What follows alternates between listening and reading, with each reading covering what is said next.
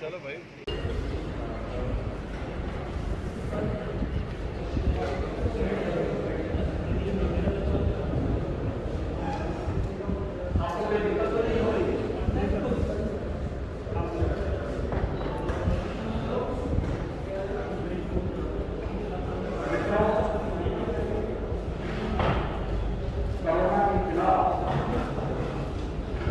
देश की जो लड़ाई वर्तमान में चल रही है,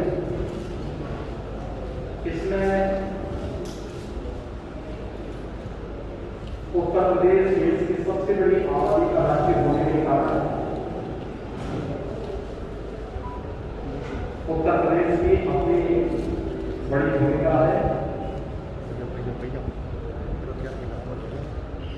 उत्तर प्रदेश में कोरोना एक बेहतर परिणाम दिया था। वर्तमान में उत्तर प्रदेश देश की सबसे बड़ी आबादी का राज्य होने के बावजूद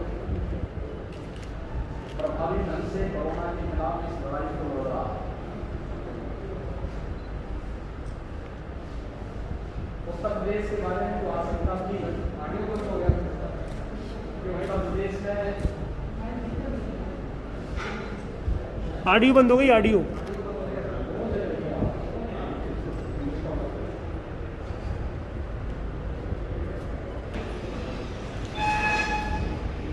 सबसे ज्यादा जो कोरोना पॉजिटिव के केस आए थे वो 24 अप्रैल को आए थे और 30,055 संख्या है। और उत्तर प्रदेश के अंदर जो कुल एक्टिव केस थे वह 30 अप्रैल को थे 3,10,000। इसलिए 8 दिनों के अंदर यानी 1 मई से लेकर के 7 मई तक उत्तर प्रदेश में 65,000 एक्टिव केस कोरोना के पहुंचे। वर्तमान में 2,45,000 एक्टिव केस उत्तर प्रदेश में कोरोना के हैं और लगातार कोरोना के केसेस कम हो रहे हैं। प्रदेश के अंदर जिन क्षेत्रों में पॉजिटिविटी ज्यादा थी मैंने वहीं से अपनी समीक्षा बैठकों की शुरुआत की है। यद्यपि मैं 4 दिन पहले वीडियो कॉन्फ्रेंसिंग के माध्यम से प्रदेश के सभी जनपदों से जुड़ा था, लेकिन मैंने उसे समझा कि फील्ड में उतर करके लोगों के मन में जो एक भय है इस भय को दूर करने, कोरोना के प्रोटोकॉल का पालन करने और वर्तमान परिस्थिति में जो रणनीति हमारी तय होती है इसका केंद्र में कुछ जनपद को बनना है। जनपद के अंदर प्रभावी ढंग से इसको आगे बढ़ा सके। इसलिए से आज मैं मुरादाबाद मंडल और बरेली मंडल की समीक्षा बैठक के लिए आया हूँ। मैं इससे पहले मुरादाबाद मंडल में गया था। मुरादाबाद मंडल के बाद अब बरेली मंडल की समीक्षा बैठक के बाद बरेली मंडल में भी मैंने सबसे पहले यहाँ पर इंटीग्रेटेड कोविड कंट्रोल सेंटर का निरीक्षण किया है, जहां से जनपद की सभी गतिविधियों का संचालन होता है। विगत एक सप्ताह के अंदर यहाँ पर इस मंडल में भी एक्टिव केस की संख्या 2800 कम हुई है और लगातार अभी इसमें कमी देखने को मिल रही है। एक आशंका व्यक्त की गई थी उत्तर प्रदेश में 5 मई तक 1 lakh positive case per day आएंगे। आज 8 मई है और आज जो Covid positive case Uttar Pradesh के अंदर आए हैं उनकी संख्या 26,000। यानी हम लोग अपनी रणनीति में और कोविड प्रबंधन में अब तक सफल रहे हैं। दूसरी आशंका जो व्यक्त की गई थी कि पंचायत चुनाव के बाद प्रदेश के अंदर तेजी के साथ कोविड के केसेस बढ़ेंगे। पंचायत चुनाव 29 को संपन्न हो चुका है, आज 8 मई है। 30 अप्रैल से लेकर के अब तक लगातार कोविड के केसेस में कमी आई है और हम लोगों ने 5 मई से एक विशेष अभियान भी प्रारंभ किया है। यह अभियान है प्रदेश के 97,000 राजस्व गांवों में हर परिवार और व्यक्ति का स्क्रीनिंग करना और लक्षण युक्त और संदिग्ध केस का एंटीजन टेस्ट कराना,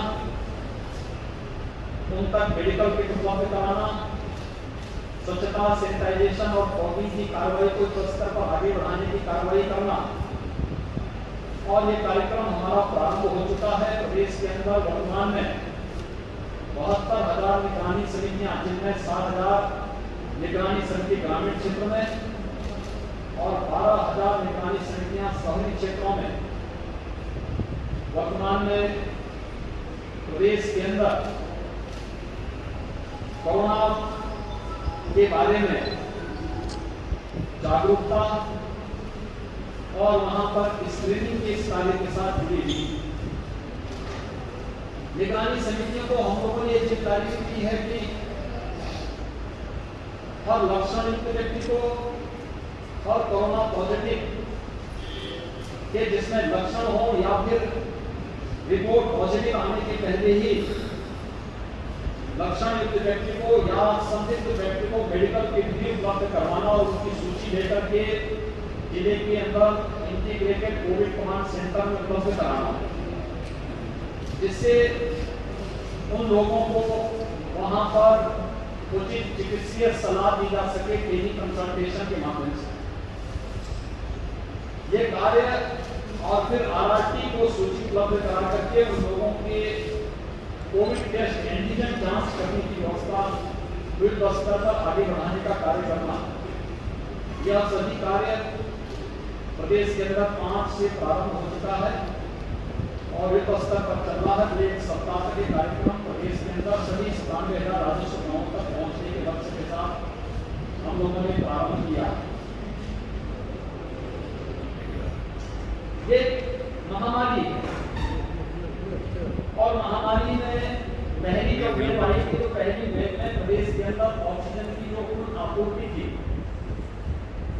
उस आपूर्ति से कई ज्यादा वर्तमान में हम लोग ऑक्सीजन की आपूर्ति करवा रहे हैं, क्योंकि हमारे पास पहले ऑक्सीजन आपूर्ति के यहाँ पे ऑक्सीजन सेपरेटर यूनिट थे। हमारे पास प्रदेश के अंदर LMO लिक्विड मेडिकल ऑक्सीजन ये विभिन्न संस्थाओं के द्वारा एग्रीमेंट के आधार पर मंगाई जाती थी, लेकिन जब एक क्राइसिस हुई तो इसमें क्योंकि पहले किसी हॉस्पिटल में हम लोग देखते थे कि अगर 500 बेड का हॉस्पिटल है तो उसमें 20-30 बेड का ICU होता था और उसकी 30 से 35 लोगों को ऑक्सीजन की आवश्यकता होती। लेकिन आज इसके ठीक विपरीत हो गया। अगर 500 बेड का हॉस्पिटल है तो हर व्यक्ति को ऑक्सीजन की आवश्यकता है, उसमें वेंटिलेटर की ज्यादातर को आवश्यकता है, HFNC जिसमें बहुत ज्यादा ऑक्सीजन लगता है उसकी आवश्यकता है, ऑक्सीजन की मांग कई गुना बढ़ने के कारण उसकी आपूर्ति उन सभी क्षेत्रों में करने के लिए हम लोगों ने कई प्लानिंग की और मैं आभारी हूं माननीय प्रधानमंत्री जी का और भारत सरकार का, जिन्होंने ऑक्सीजन की आपूर्ति में हमें मदद की, जिसमें एयरफोर्स के जहाज के माध्यम से खाली टैंकर को यहाँ से गंतव्य स्थलों तक पहुंचाने में मदद करना, चाहे वो जमशेदपुर हो, चाहे जामनगर हो, चाहे बोकारो हो, उन सभी क्षेत्रों में पहुंचाने में योगदान देना और वहां से स्पेशल ऑक्सीजन ट्रेन चलाना। हम लोगों ने बरेली मुरादाबाद मंडल के लिए, जहां पे पहले आसानी से यहाँ की कम खपत के अनुरूप ऑक्सीजन की आपूर्ति काशीपुर से हो जाता था, हम लोगों ने उन क्षेत्रों से भी ऑक्सीजन एक्सप्रेस के माध्यम से अतिरिक्त ऑक्सीजन पहुंचाने का कार्य यहाँ पर किया है। यहाँ पे ऑक्सीजन के सिलेंडर भेजे गए हैं, ऑक्सीजन कंसंट्रेटर भेजे गए हैं, जिनके लिए कोई अतिरिक्त आवश्यकता नहीं, केवल बिजली से वे चलेंगे, एटमॉस्फेयर से ही ऑक्सीजन को लेकर के वे ऑक्सीजन की आपूर्ति कर सकते हैं। इन सब की व्यवस्था भी यहाँ पर करने का कार्य युद्ध स्तर पर उस कार्यक्रम को भी यहाँ पर चलाया गया। इसके अलावा ये भी प्रयास किया गया है कि हम लोग कोरोना वर्तमान की चुनौती से जूझने के साथ साथ फ्यूचर की भी प्लानिंग कर सकें। हर एक जनपद को कहा गया है कि वह अभी से अपनी तैयारी करें। ऑक्सीजन की आपूर्ति के लिए हम लोग जनप्रतिनिधियों के सहयोग से, शासन के सहयोग से ऑक्सीजन कंसंट्रेटर, ऑक्सीजन के लिए एयर सेपरेटर यूनिट या प्लांट, ऑक्सीजन प्लांट, इन सभी के लिए आदरणीय प्रधानमंत्री जी ने भी प्रधानमंत्री कोविड केयर फंड से उत्तर प्रदेश के लिए 61 नए ऑक्सीजन प्लांट स्वीकृत किए हैं।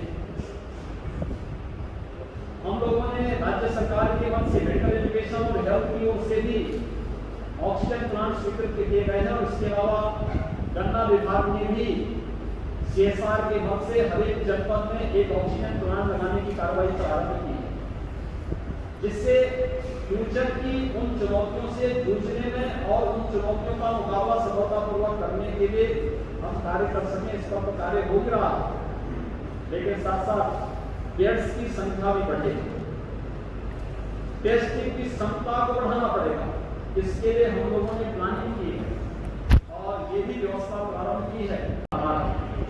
वैक्सीनेशन के लिए भी एक विशेष अभियान चलाने की कार्रवाई प्रदेश के अंदर हम लोगों ने प्रारंभ किया। मुझे बताते हुए प्रसन्नता है कि प्रदेश में अब तक 1,35,00,000 से अधिक लोगों को हम लोग वैक्सीनेशन, 45 प्लस लोगों को, 1,45,00,000 लोगों को ये वैक्सीन दे चुके हैं और 18 से 44 के बीच में 1 लाख से अधिक लोगों को हमने वैक्सीन दिया, जिसमें बरेली भी पहले चरण में आच्छादित है। सोमवार से हम लोग 18 प्लस वालों को जो वैक्सीन देना है 18 से 44 के बीच में, इसके लिए अब 7 से बढ़ा करके संख्या 18 जनपदों में करने जा रहे हैं और नगर निगम में और गौतम बुद्ध नगर जनपद में हम लोग सोमवार से वैक्सीनेशन के बृहद कार्यक्रम को भी आगे बढ़ा रहे हैं। हमारा फोकस है कि वैक्सीनेशन में वैक्सीन की वेस्टेज को कम से कम किया जाए और वैक्सीन की वेस्टेज को कम करने के लिए पहले से ही प्लानिंग करना, उस प्रकार का सॉफ्टवेयर विकसित किया जा रहा है, ऑनलाइन रजिस्ट्रेशन की व्यवस्था की जा रही है। उतने ही लोगों को कंफर्म करके बुलाना जितने लोगों को उसमें वैक्सीन दिया जा सके और वेस्टेज को न्यूनतम स्तर तक पहुंचाने, जिससे हर एक व्यक्ति तक वैक्सीन पहुंच सके। इस कार्यक्रम को भी आगे बढ़ाने का कार्य प्रदेश के अंदर युद्ध स्तर पर किया जा रहा है। प्रदेश के अंदर कोरोना प्रबंधन के इस कार्य में सेकेंड वेव को सफलतापूर्वक रोकने के लिए भी जो व्यापक कार्य योजना बनी है, भारत सरकार का मार्गदर्शन इसमें निरंतर प्राप्त हो रहा है, हर प्रकार का सहयोग प्राप्त हो रहा है। हम लोगों का पूरा विश्वास है कि जनता जनार्दन और सभी लोगों के सहयोग से, जनप्रतिनिधियों के सहयोग से हमारी प्रशासनिक मशीनरी सेकेंड वेव पर भी प्रभावी अंकुश लगाने और प्रत्येक नागरिक को हम लोग इस महामारी से बचाने में सफल होंगे। मेरी आप सबसे भी अपील है कि स्वयं का बचाव करते हुए कोरोना के प्रति व्यापक जागरूकता का हम कार्यक्रम जरूर चलाएं। खासतौर पर प्रत्येक व्यक्ति से अपील हो कि अगर आवश्यक नहीं तो घर से बाहर न निकले। दूसरा, हाई रिस्क कैटेगरी को 60 वर्ष से ऊपर के लोगों को, 10 वर्ष से कम के बच्चों को, गर्भवती महिलाओं को, कमजोर इम्यूनिटी के लोगों को, एक से अधिक बीमारियों से ग्रसित किसी भी व्यक्ति को, मोबाइल नीचे कुछ नहीं है। जो लोग घर से बाहर किसी को निकलना आवश्यक है तो मास्क लगा करके चलें और 2 गज की दूरी का पालन करें। किसी वस्तु को छूते हैं तो सैनिटाइजर से हाथ को साफ जरूर करें। अगर इन नियमों का पालन हर व्यक्ति करे और शासन के द्वारा कोविड प्रोटोकॉल लागू किया गया इसका पालन करेगा तो निश्चित ही सफलता प्राप्त होगी। लोगों में काफी अवेयरनेस आया है।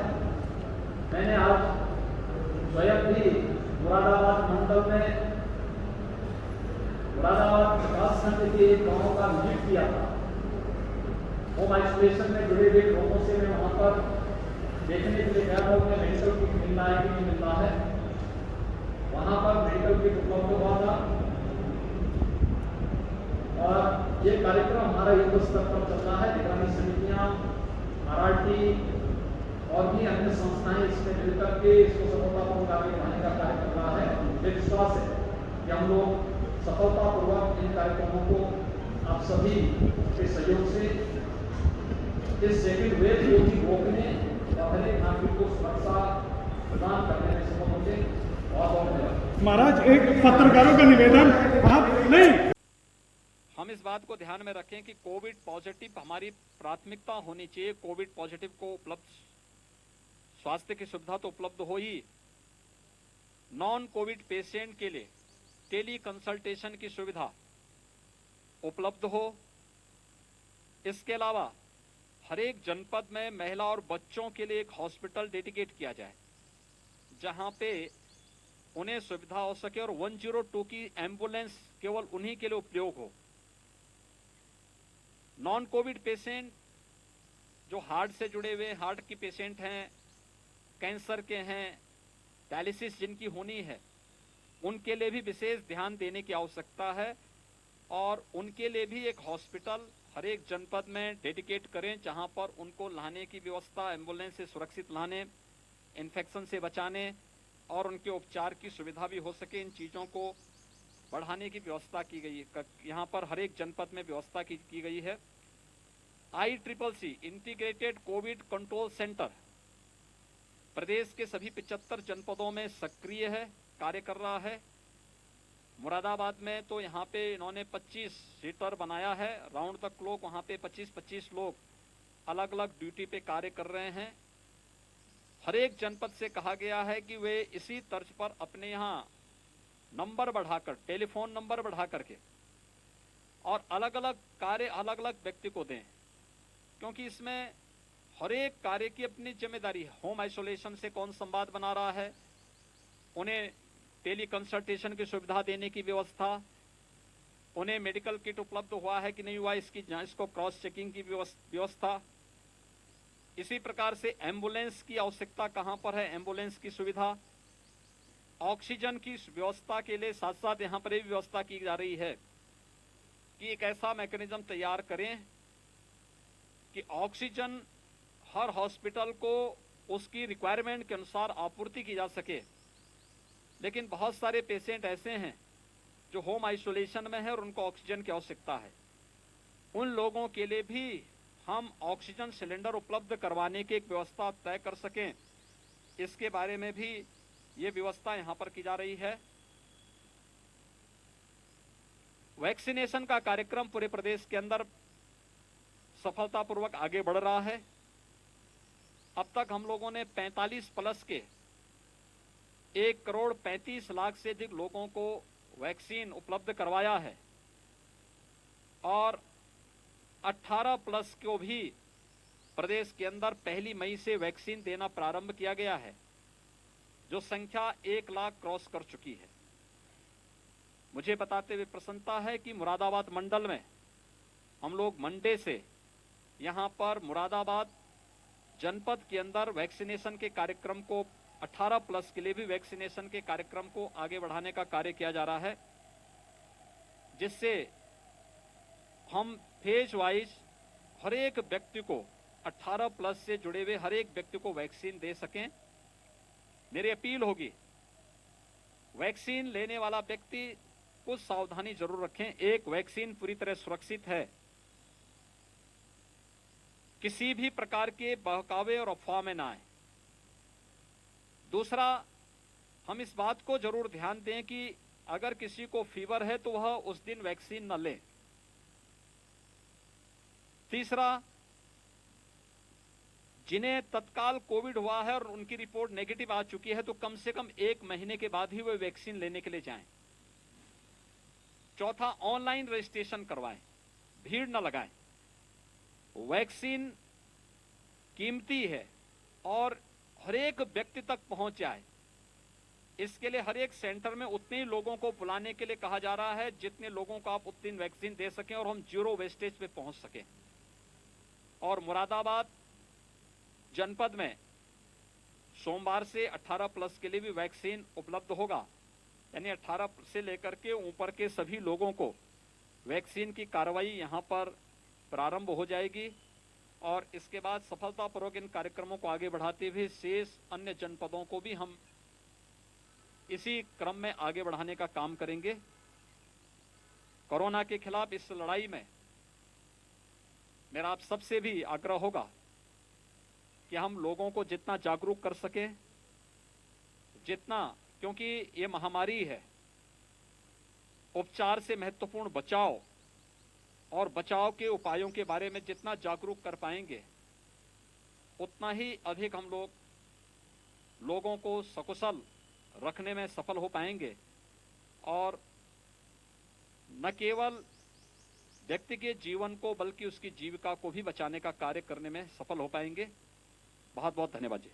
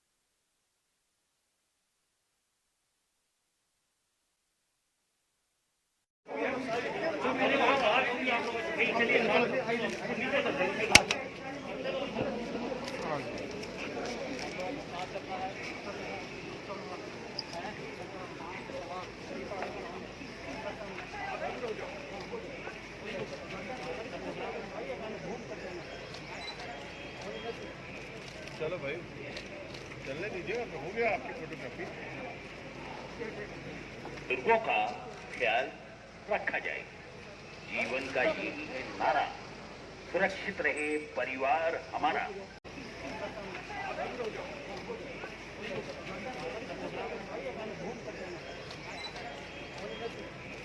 चलो भाई।